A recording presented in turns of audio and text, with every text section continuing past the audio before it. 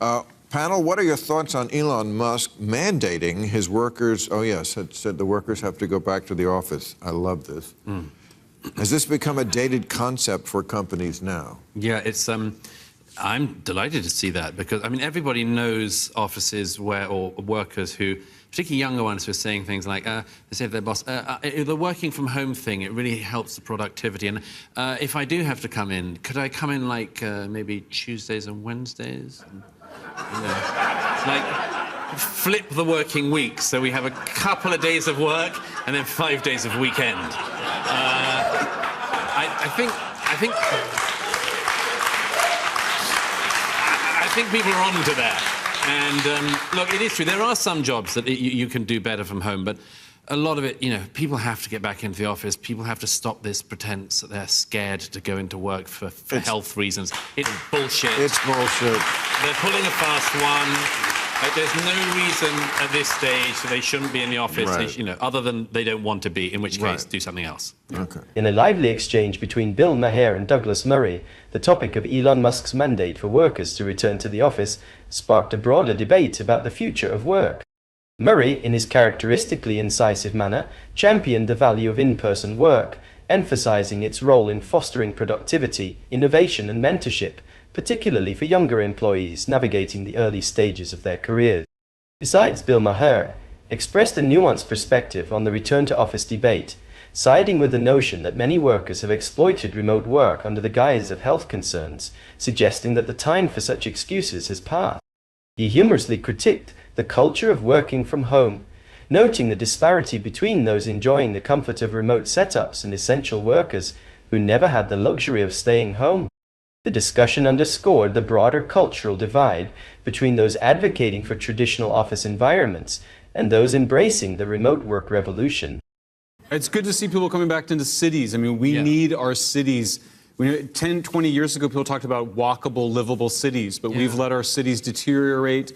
This was a progressive idea of livable cities, and now we've allowed them to be turned over to open-air drug scenes, homeless encampments. Cities are the lifeblood of innovation, of civilization. We got to bring them back, and we're ready to do that. But, I think we really need to ask ourselves the question. It is entirely possible that people can be more productive at home in certain sectors. In certain sectors. Yes.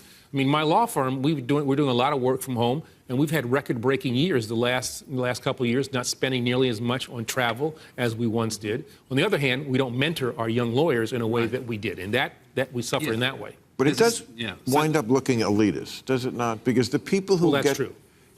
It's like, I always thought it was bullshit during the pandemic when they were like, we're all in it together. No, we're not. Some people are at home in their pajamas, getting food delivered to them, and other people are delivering the food. And the jobs that tend to be where you can't stay home. You can't be a plumber from home. All the time. No, you got to go to where the sink is. Or an auto construction work. Right. Elon Musk. You got to have people on the factory floor. I always noticed that the people who had gardens liked working from home. and like 20-somethings who were paying thousands of dollars a month for a bed sit and were stuck in it tended to want to get back into the office.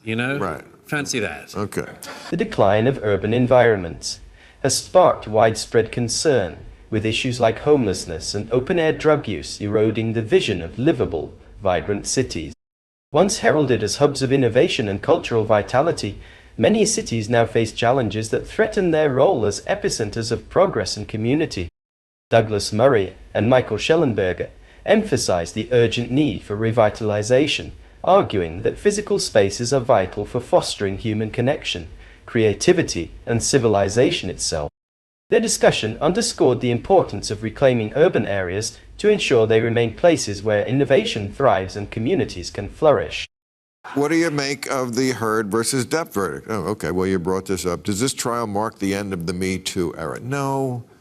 It just marks, I think, a restoration of, sanity. Like sometimes the jury doesn't believe somebody. And by the way, you never know.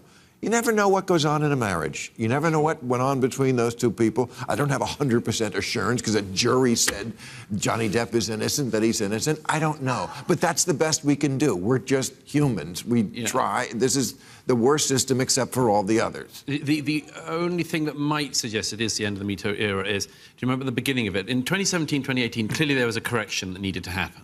Yes. There were some powerful men who'd got away with too much and bad things for a long time. That correction not just powerful men. Those are just the ones we heard about. Sure. There was also ones, you know, at the... But the point is that there was a correction that was needed, and it very swiftly ran past the point of correction. I mean, there's things like shitty media men. There was a list where people just lost their jobs for a crowdsourced Google spreadsheet. Right.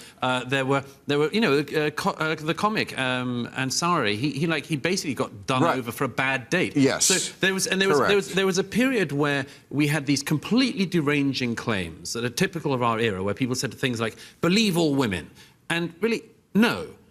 That's as mad as saying, believe all men. Right. Why? It's right, of course. Believe people, listen to people, listen to their arguments and their experience. Don't just come out with these things. So the thing with the Heard trial, the Heard Depp trial is interesting is the jury did hear her contradicting her own evidence on the stand. And as Mr. Holder knows, juries really don't like that. They really don't like it when they can see somebody has lied. And they could see that she'd lied, like she pretended she'd given the $7 million from the divorce to charity, and then it turned out that it was a pledge she'd made. And she said, well, I think a pledge and a donation are the same thing. And you go, no, they're not. And so they didn't like that. So maybe just after this we can remind ourselves, as you say, Bill, like marriages are tricky, people are tricky, it's always more complex than we know, but it's certainly more complex than these fucking hashtags, you know? The discussion about the #MeToo movement and the Depp Heard trial delved deeply into the cultural and social implications of how allegations and justice are handled in contemporary society. The trial became a focal point for examining whether the #MeToo movement, which began as a powerful correction to long-standing systemic abuses, had swung too far in its pursuit of accountability. Douglas Murray argued that slogans like "Believe all women" are inherently flawed, as they undermine the principle of impartial justice by presuming guilt based on gender. He emphasized that justice must be based on evidence and due process, rather than public sentiment or social media narratives. The trial also illuminated the complexities of human relationships, especially in contentious cases involving conflicting testimonies. Amber Heard's contradictions and perceived misrepresentations, such as her claim about donating her divorce settlement to charity, played a significant role in shaping the jury's perception.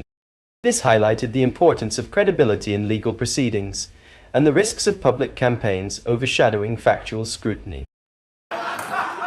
It's more complicated than the hashtags, Bill. It's also understand that for too long, women were not heard. Sure. No, of course. And they need to be heard, and we need to take seriously the claims that they raise, and we should not have a presumption that because it's coming from a woman, it is something that's made up. In the same way that we all agree on that. Well, there's a danger sometimes if we think that we've overcorrected, that we, in fact, don't go far enough. I'm just saying. Also, here's an idea. If you want to try to completely reformulate or rebrand or reframe sexual etiquette between the sexes, don't base it on Hollywood. Like, no, that's true. Like, don't do it in a very weird industry which actually came up with the term casting couch. Right. Where people actually advance for their looks, for their sexual, wiles and much more. Like, start in some other business. I would just add, too, I mean, I think we've been talking about civilization. I mean, one of the differences between civilization and not civilization is you have a system of justice rather than a system of revenge. Right. Mm-hmm. The systems of revenge are endless cycles of violence, and when you break free of that for a justice system, you're much more likely to be able to have that civil peace that we all want to have. All right, let's go have some right now. Thank you, folks. Moreover, the panelists, including Eric Holder, stressed that the #MeToo movement should not lose sight of its original mission, giving a voice to women who were historically silenced. At the same time, they acknowledged the danger of overcorrection, where innocent individuals might face undue consequences.